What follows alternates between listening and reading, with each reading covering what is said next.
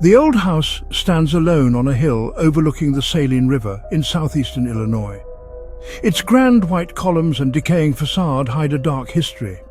Locals call it the Old Slave House, Crenshaw Mansion, a place built on cruelty.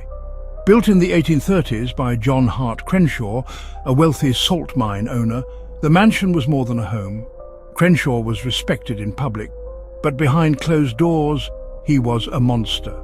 The mansion's thick walls and barred windows were designed to imprison, not protect. Even today, the house radiates unease. Passers-by report a chilling sense of being watched. The property is overgrown, the paint peeling, but it draws the curious and the brave. They come to feel the cold air and connect with the horror that lingers here. The old slave house is a monument to a brutal chapter of American history. It stands empty, but it is not silent. The pain of those once imprisoned here is etched into its very foundation. The house lives on, breathing with memories too terrible to forget. Its story is a warning, a reminder of the darkness that can hide behind wealth and respectability. The old slave house endures, refusing to let its secrets die. John Crenshaw's fortune wasn't just from salt, it was built on human suffering. He ran a key station on the reverse Underground Railroad, kidnapping free black people and escaped slaves. Instead of freedom, his victims were sold back into slavery in the South. Southern Illinois, though a free state, was a dangerous place for black people. Crenshaw's mansion became a secret prison, hidden by law and local custom. He exploited legal loopholes, claiming to use indentured servants, but in truth, he trafficked human beings. Victims were lured or abducted, then locked away in the mansion's upper floors. Their cries were swallowed by thick walls. Their fate was sealed by Crenshaw's greed. He maintained a facade of respectability, but his crimes stained Illinois history. Though indicted for kidnapping, Crenshaw escaped justice. The mansion remains as evidence of his cruelty, a place where the echoes of suffering still linger. The reverse Underground Railroad was a network of terror, and Crenshaw was its most notorious conductor. The stories of his victims outlived him, haunting the house and the land. The third-floor attic was the heart of the mansion's horror. It was a prison of cramped, dark cells, wooden cages with iron rings and shackles. Men, women and children were chained to the floor, enduring heat, cold and starvation. There was no comfort, only fear and despair.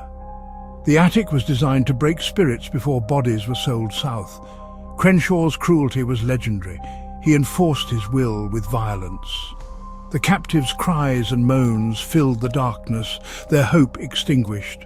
The attic became a chamber of torture, a place where humanity was stripped away. Even today, the space feels heavy with sorrow. The suffering endured here is almost unimaginable. The attic's legacy is one of agony, a scar that refuses to heal. For generations, visitors have reported chilling experiences inside the Crenshaw mansion. The house seems to hold on to its pain, sharing it with those who enter. Ghostly moans and cries echo from the empty attic, recorded by investigators and visitors alike. The sound of chains dragging and disembodied voices are part of the legend. Shadowy figures, some say Crenshaw himself, appear and vanish in the halls. Cold spots and fleeting apparitions haunt the rooms, especially the attic. Some claim to see blood seeping through the attic walls, a ghostly reminder of past violence. These stories have cemented the mansion's reputation as one of America's most haunted places. The house is not just haunted by spirits, but by the memory of what happened within its walls. The pain of the past refuses to fade. The Crenshaw mansion is more than a haunted house. It's a monument to a dark history.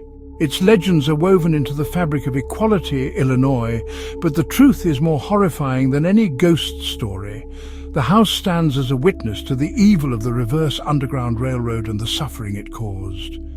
Many locals avoid the property, believing the land itself is cursed. Attempts to preserve or open the mansion have failed.